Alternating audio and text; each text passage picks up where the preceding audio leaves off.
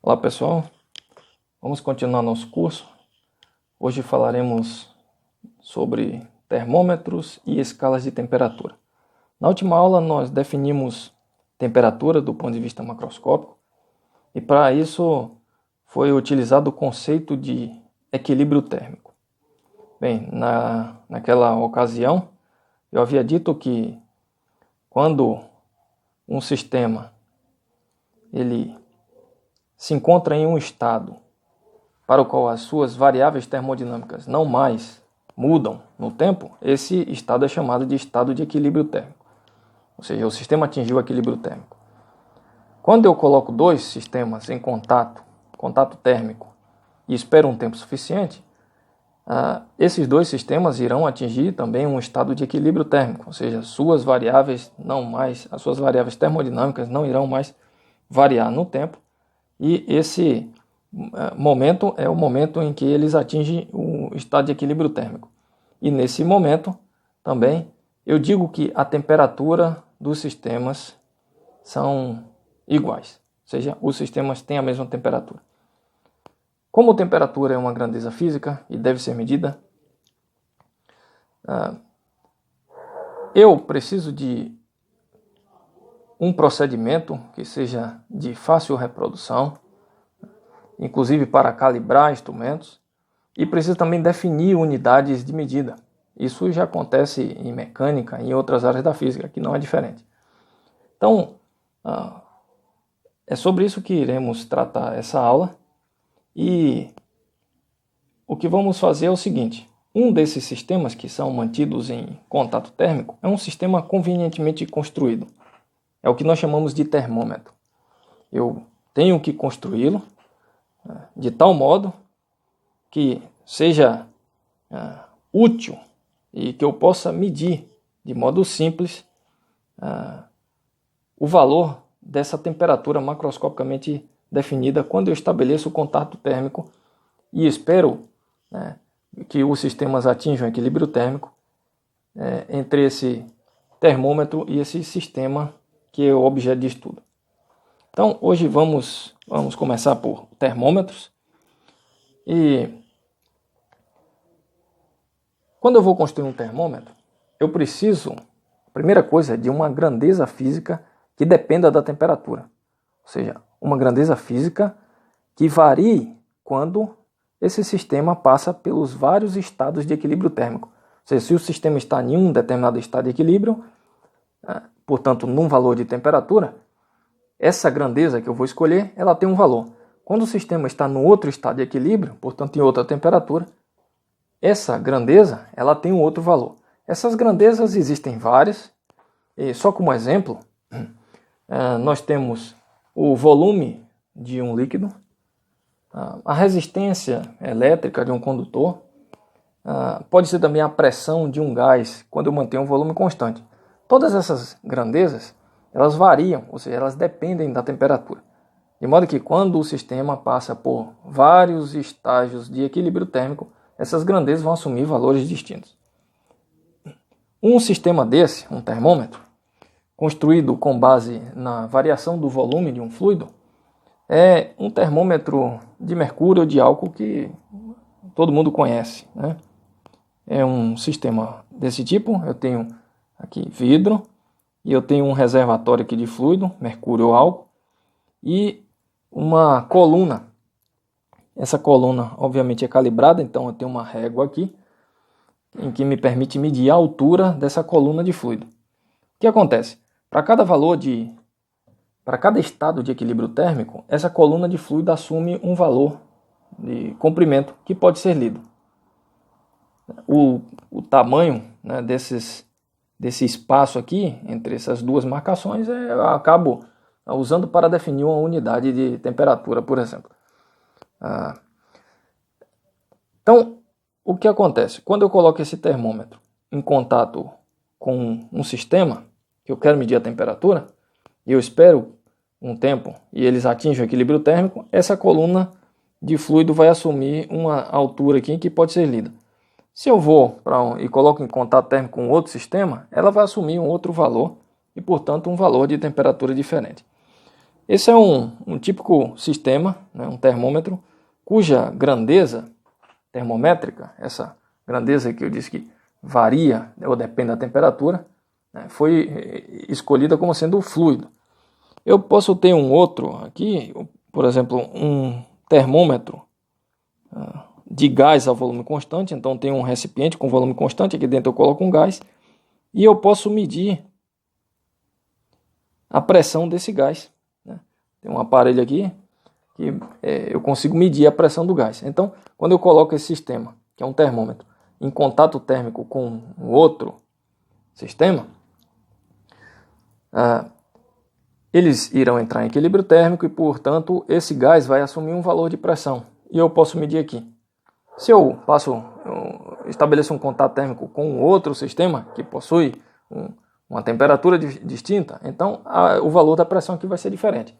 Então, se nesse eu consigo medir ou definir ou estabelecer a temperatura com base na altura desse fluido, aqui eu estabeleço o valor de temperatura com base na pressão desse gás. Okay? Então, aqui são dois exemplos. Claro que existem outros, mas vamos ficar somente com esses aqui. Então, a primeira coisa, né, eu já tenho o meu sistema, né? Vamos com esse tipo de termômetro aqui, por exemplo, olhando a altura da coluna de fluido. Então, quando eu faço isso, primeira coisa, eu preciso de 2 pontos de referência. E esses pontos de referência são os estados de equilíbrio térmico. Ou seja, eu preciso de 2 estados de equilíbrio térmico para eu definir pelo menos 2 valores de temperatura. O que é que acontece? Então eu vou pegar um estado de equilíbrio térmico, que eu vou falar de referência 1, e vou estabelecer o contato térmico entre esse termômetro e o sistema, que eu quero medir a temperatura. Vou esperar eles chegarem num estado de equilíbrio térmico. Essa coluna de fluido vai assumir um valor de comprimento que eu chamo de L1. Pronto, esse é o meu primeiro referencial.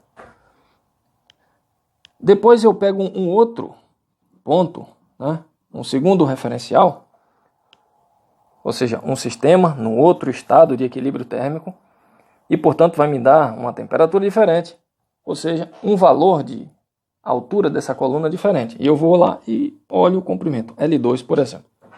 Okay? Então eu tenho esses 2 pontos. Claro que aqui eu estou pressupondo que a temperatura ela depende de modo linear, né, da altura do comprimento dessa coluna de fluido. Então, o que eu tenho? Eu tenho um sistema convenientemente construído, que eu chamo de termômetro, que nesse caso eu escolhi o volume do fluido como sendo a minha grandeza termométrica. Pego este sistema, e este volume pode ser medido a partir dessa altura da coluna de fluido aqui. Então eu tenho uma graduação. Eu pego esse sistema, coloco em contato térmico com um sistema em 2 momentos distintos. Tá? O primeiro momento é em um estado de equilíbrio específico e meço o comprimento, me deu um valor L1. Depois eu pego no outro momento específico e meço, ou seja, num outro estado de equilíbrio térmico, e meço, portanto, um valor de comprimento diferente. Ou seja, esse sistema está em 2 estados de equilíbrio térmicos distintos e, portanto, em cada um desses a temperatura é diferente, e por isso que a coluna de fluido possui 2 valores diferentes. Escolhendo esses 2 referenciais aqui, L1 e L2, o comprimento, né, eu agora posso estabelecer uma unidade de temperatura. Okay? Então, só como exemplo, vamos entrar em escalas e, portanto, temos a escala Celsius. A escala Celsius de temperatura, que é dessa maneira que ela é construída. Você pega então um termômetro, coloca em contato térmico com um sistema num estado de equilíbrio específico e você mede a coluna e estabelece valores, né, para essas medidas de comprimento. Portanto, para a escala Celsius, o referencial 1, ou seja, esse estado de equilíbrio térmico que foi escolhido como 1 aqui, é uma mistura de água com gelo a temperatura de 1 atm, ou seja, 1 atmosfera. Você pega água com gelo, mistura na pressão de 1 atmosfera.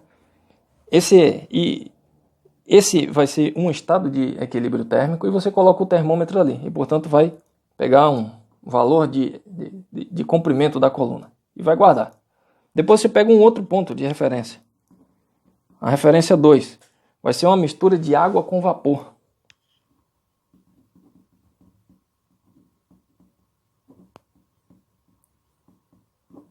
A mesma pressão, né?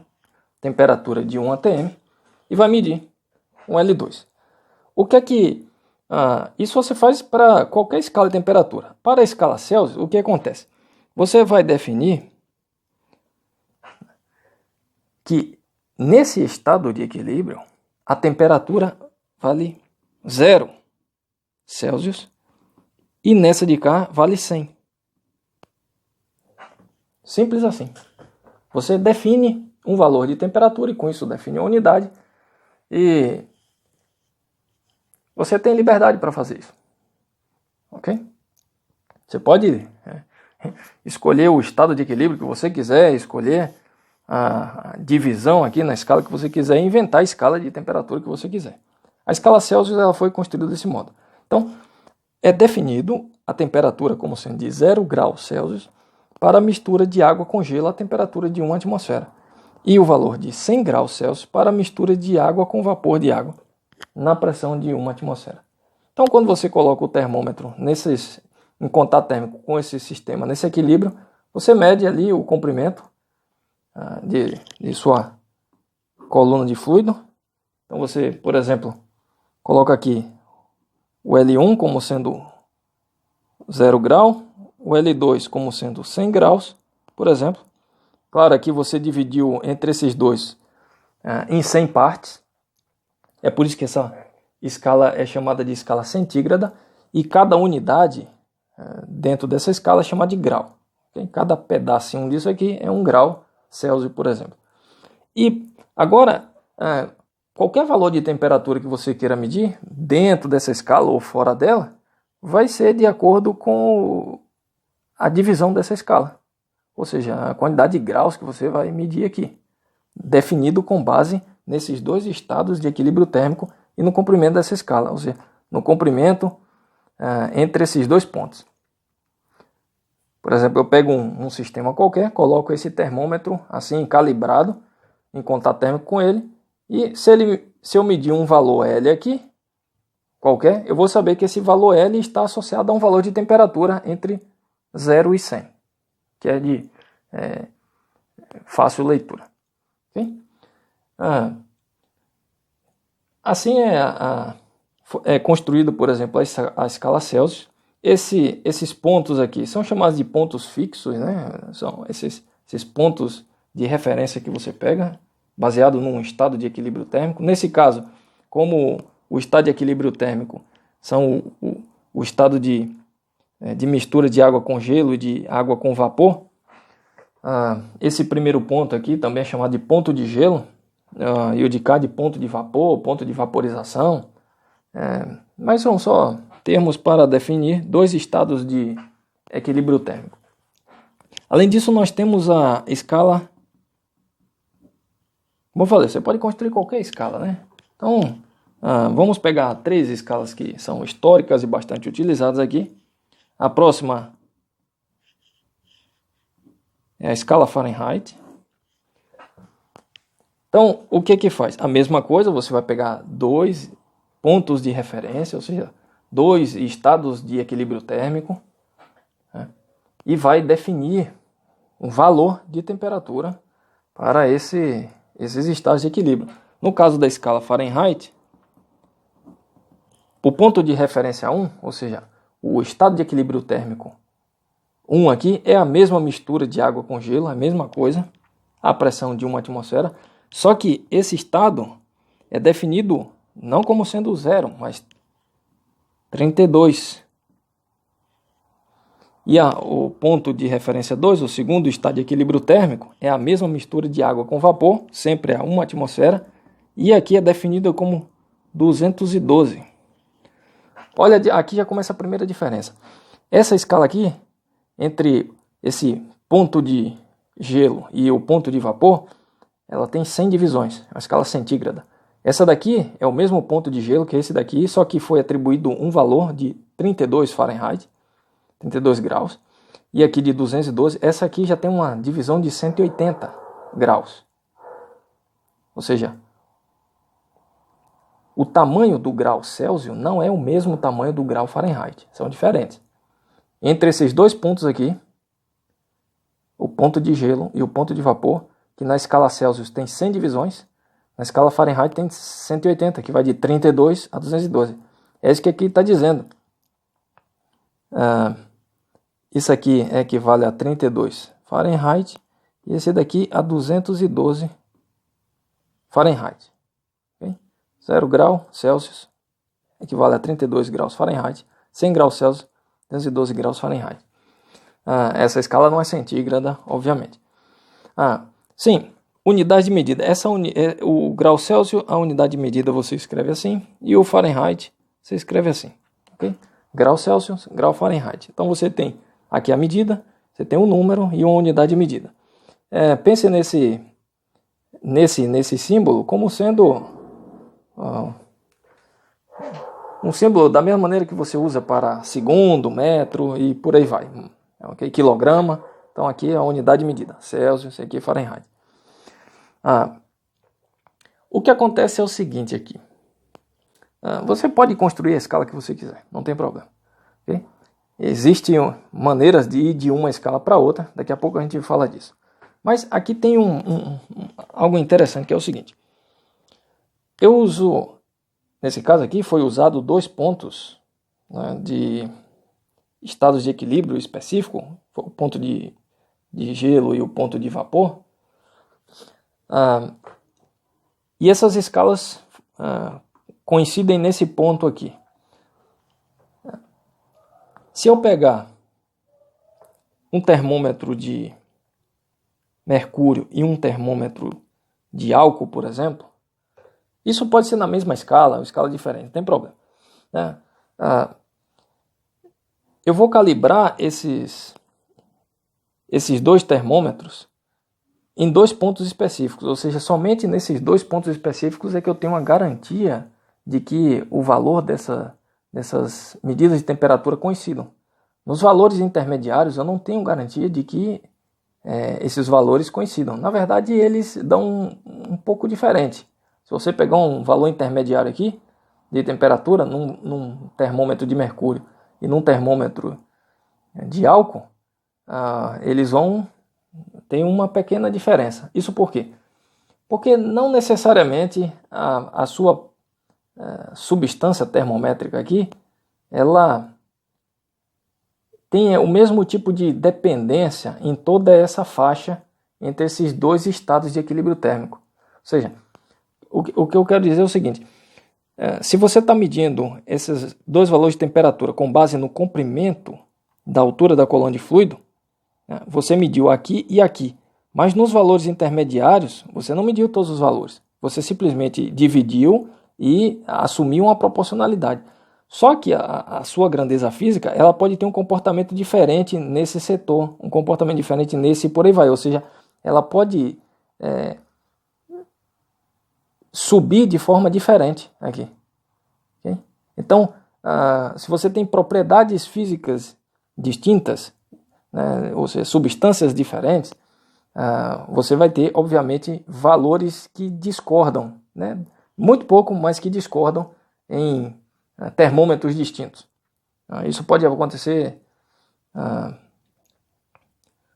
isso sempre acontece.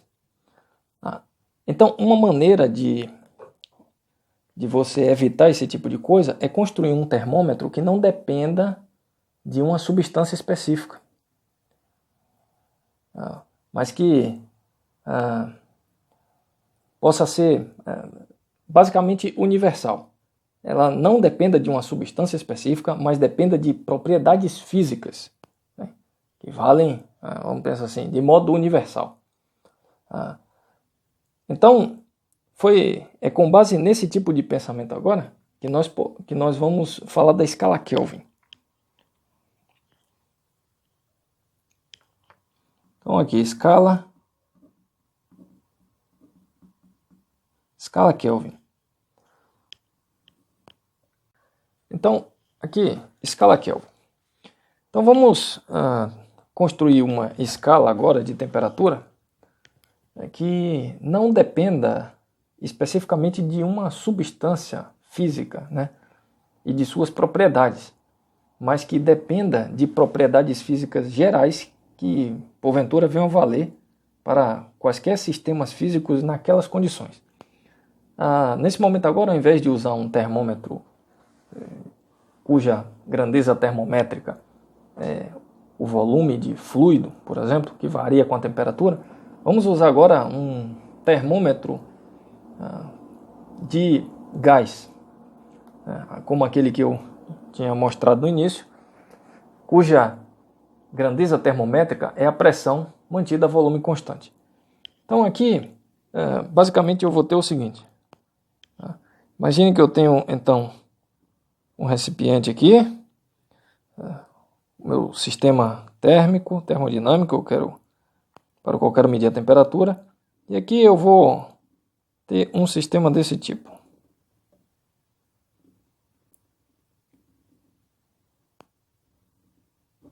Pronto. Aqui eu coloco, vamos botar uma escala graduada aqui e estabelecer um zero, por exemplo, em algum ponto. Muito bem, aqui eu tenho o meu sistema, eu quero medir a temperatura desse sistema e esse aqui é o meu termômetro. Então, isso aqui eu tenho um gás.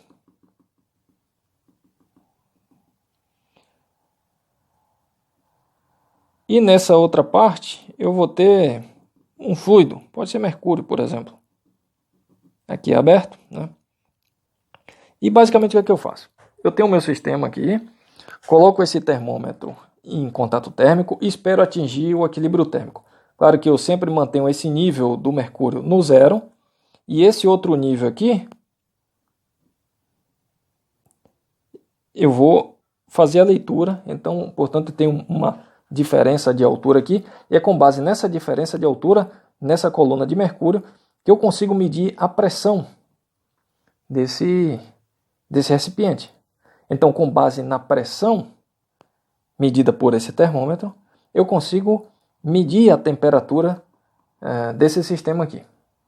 Parece um pouco complicado, mas o princípio é o mesmo. Lá no outro, eu media a altura da coluna de fluido, que dependia da variação de volume com a temperatura. Nesse aqui, eu vou medir a altura da coluna de fluido, só que isso depende da pressão que está aqui, porque quando a pressão é maior, isso empurra essa coluna de fluido e ela sobe. Quando a pressão é menor, acaba a coluna empurrando e descendo. Então a altura aqui depende da pressão aqui dentro. Muito bem. E por que eu estou usando isso aqui? Olha que quando eu coloquei um gás aqui dentro, eu não estou dizendo que gás é, se é hidrogênio, se é hélio, se é oxigênio, não interessa o gás. Não importa qual é a substância que está aqui, né? É um gás. E, portanto, as propriedades são gerais, são universais, são as propriedades dos gases. O outro tipo de termômetro, eu tinha um termômetro de mercúrio, um termômetro de álcool. Então, aquele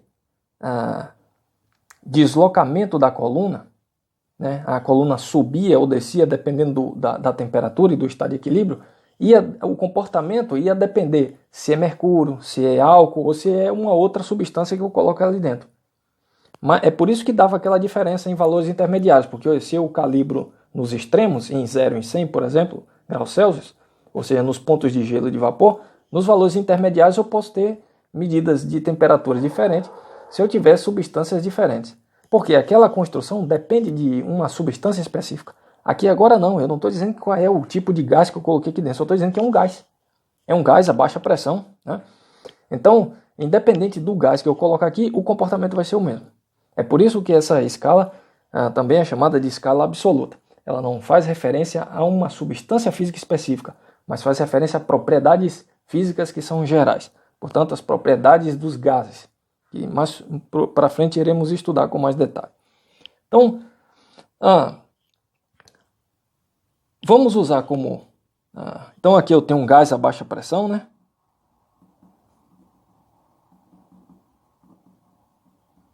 Sempre tem que lembrar isso. O meu gás aqui é mantido a baixa pressão.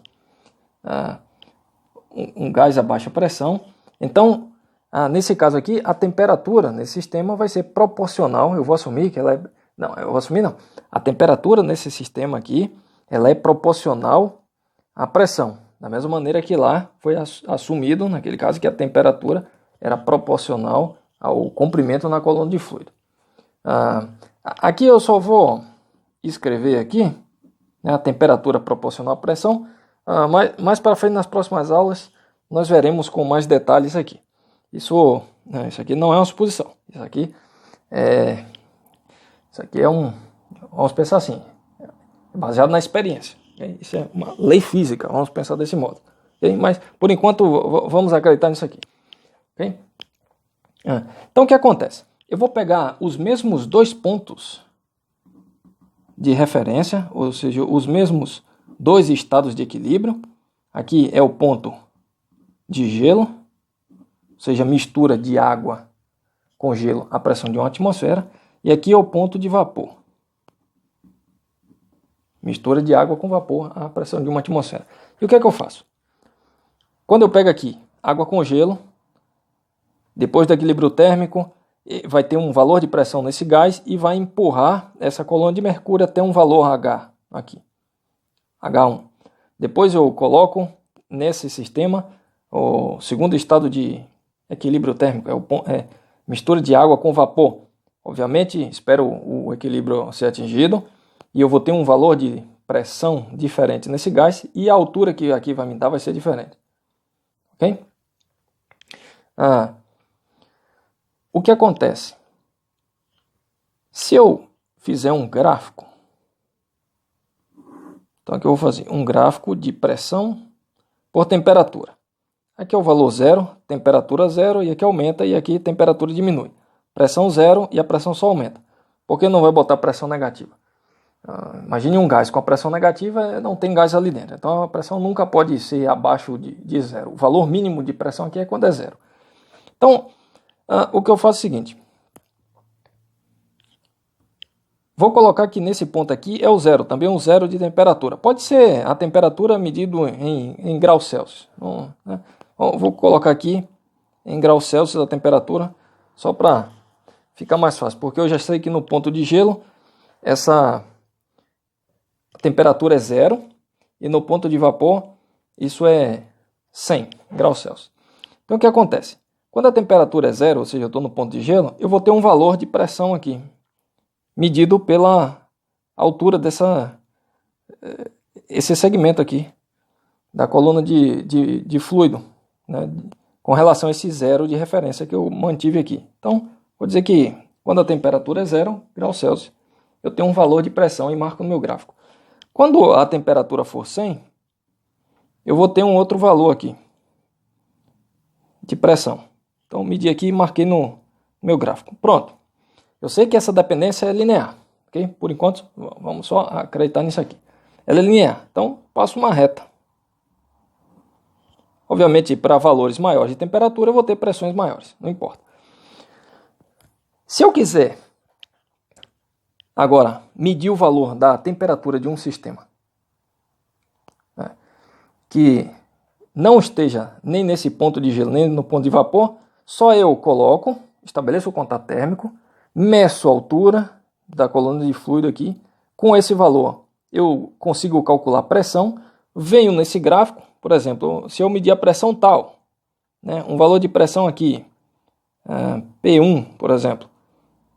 Eu digo, tem esse valor, isso aqui é a temperatura, então T1, que eu medi do sistema.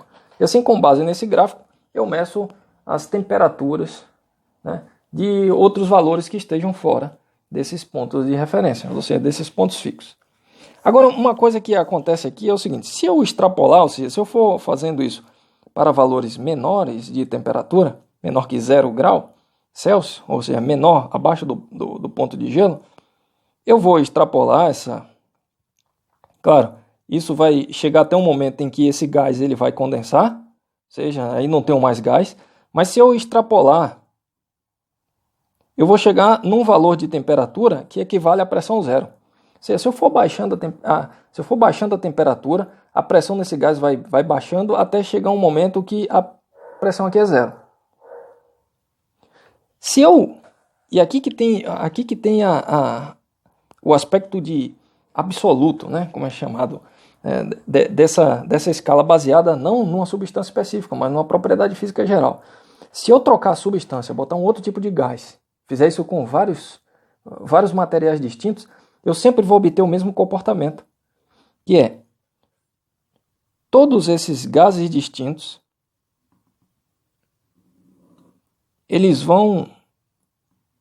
cada um vai ter, obviamente, uma curva diferente. Okay? Então imagine que eu tenho um gás A, B e C. São gases distintos, cada um tem a sua curva específica, mas cada um, obviamente, também tem pontos de condensação diferentes, mas todos eles, quando extrapolados, eles vão chegar na pressão zero para o mesmo valor de temperatura, que equivale a menos 273,15 graus Celsius. Ou seja, independente do gás, a baixa pressão que você coloca aqui, quando você extrapola essa curva, o valor de temperatura para o qual a pressão do gás é nula é o mesmo, 273,15 graus Celsius. Por causa disso, ou seja, por causa deste valor, ou seja, todos os gases eles chegam a esse mesmo valor de temperatura quando a pressão é zero, e pensando nessa linearidade, né, a dependência linear de temperatura e pressão, na escala Kelvin, essa temperatura aqui, obviamente, se isso aqui é menos 273, isso aqui é 273,15. Então, isso é 273,15 Kelvin. E o ponto de vapor fica 100 graus acima, então fica 373,15 Kelvin. A unidade de Kelvin aqui é um K maiúsculo. E aqui você não chama grau Kelvin, você chama só de Kelvin. Okay? Aqui é a mesma coisa daquele Celsius e Fahrenheit, só que aqui a unidade é Kelvin. A divisão também aqui é em 100, ou seja, a escala Kelvin também é centígrada. Mas essa é a novidade. Isso significa que quando é que você tem 0 Kelvin? Você tem 0 Kelvin quando você está exatamente aqui, quando a pressão é zero, ou seja, isso vale menos 273,15 Celsius. E por que essa escala é chamada de absoluta? Não só porque depende de propriedades universais dos gases, mas também porque nessa escala de temperatura não tem valores negativos para a temperatura em Kelvin. Por que não tem valores negativos? A escala Kelvin agora, se eu pegar esse mesmo gráfico e fizer a temperatura não em Celsius, mas em Kelvin, e aqui ela tem uma pressão, aqui é 0, 0, eu vou ter esse tipo de coisa para gases distintos, né? A, B e C. Ou seja, quando a pressão é zero, a temperatura é zero em Kelvin. Então, por que não tem temperaturas negativas em Kelvin? Porque se houvesse temperaturas negativas em Kelvin, você teria que ter um gás com pressão negativa. E, como eu falei, a menor pressão que pode assumir um gás aqui é zero. Então, é por isso que a escala Kelvin ela começa de zero. 0 Kelvin.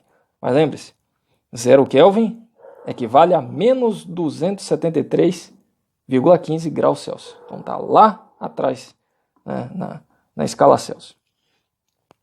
Muito bem, então essas são as 3 escalas mais comuns que são utilizadas. Né? Aqui basicamente eu falei rapidamente de sua construção. E agora como que elas estão relacionadas? Né? Vamos, como eu havia dito, a escala Celsius e a escala Kelvin, elas são centígradas, porque são divididas em 100 unidades, ou seja, entre o ponto de gelo e o ponto de vapor, você tem 100 divisões. No caso da escala Celsius vai de 0 a 100 Celsius, no caso da escala Kelvin vai de 273,15 até 373,15 Kelvin. Elas são centígradas. A escala Fahrenheit não é centígrada. Esse mesmo intervalo é dividido em 180 graus Fahrenheit, vai de 32 a 212. Mas eu posso, como eu falei, ir de uma escala para outra. A escala é arbitrariamente construída. Claro que nesse caso existe uma preferência pelo uso da escala Kelvin, porque, como eu falei, ela não depende de propriedades específicas de substâncias, né, específicas, mas de propriedades gerais. Depende das propriedades físicas de gases. Ok? Então, por isso que no estudo de gases e em muitas outras áreas da física, dentro da termodinâmica, é usado com frequência a escala Kelvin. E por isso também é chamado de escala absoluta. Mas você pode ir de uma para outra. Por exemplo, vamos pensar aqui o seguinte. Vou colocar aqui as 3 escalas, por exemplo. Aqui eu tenho e os 2 pontos de referência. Então aqui eu vou pegar Celsius, aqui eu vou pegar Kelvin, aqui a Fahrenheit. Isso aqui é 0. Kelvin, aqui é 273,15. Fahrenheit, 32. Aqui dá 100 graus Celsius. O ponto de gelo e o ponto de vapor. Aqui dá 373,15 e aqui dá 212. Okay? Vamos pegar uma temperatura qualquer aqui, intermediária. Então, eu vou chamar de TC, a temperatura em Celsius, TK, a temperatura em Kelvin, e TF, a temperatura em Fahrenheit. Então, olha o seguinte. Esses segmentos aqui são proporcionais, né? Então, se eles são proporcionais, o que é que eu tenho? Eu tenho que essa distância está para essa, assim como essa está para essa, e assim como essa está para essa. Ou seja, temperatura em Celsius menos 0 está para 100 menos 0, tudo aqui em Celsius. É a mesma coisa de temperatura em Kelvin menos 273,15 dividido por esse segmento inteiro, que é 373,15 menos 273,15. Portanto, aqui eu vou ter temperatura em Celsius sobre 100, e aqui vai ser temperatura em Kelvin menos 273,15. Aqui também dá 100, né? Então, isso vai me dar, por exemplo, temperatura em Celsius é igual a temperatura em Kelvin menos 273,15. Então, se você tem a temperatura em Kelvin e quer achar qual o valor em Celsius, só é subtrair. Por outro lado, se você tiver em Celsius e quiser achar a temperatura em Kelvin, na escala Kelvin, só é somar com 273. Da mesma maneira, eu posso ver a relação entre Celsius e Fahrenheit. Eu faço a mesma coisa, né? Isso aqui, só que agora eu vou ter temperatura em Celsius sobre 100, né? Já vou simplificar isso. E aqui do outro lado eu tenho temperatura em Fahrenheit menos 32, este sobre este. E aqui 212 menos 32. Isso aqui dá temperatura em Fahrenheit menos 32 sobre 180. Portanto, eu vou ter que a minha temperatura em Celsius vai ser, multiplica por 100, né? Vai dividir por 180. Então aqui vai dar, simplifica, 5 nonos de temperatura em Fahrenheit menos 32. Ok? Por outro lado, se eu tiver a temperatura em Celsius e quiser encontrar o valor dela em Fahrenheit, só inverter isso aqui. Então a temperatura em Fahrenheit vai ser 9/5 da temperatura em Celsius mais 32. Ok? Então, desse modo nós terminamos aqui essa aula sobre termômetros e escalas de temperatura. E na próxima aula continuaremos a falar de calorimetria e sólidos e líquidos.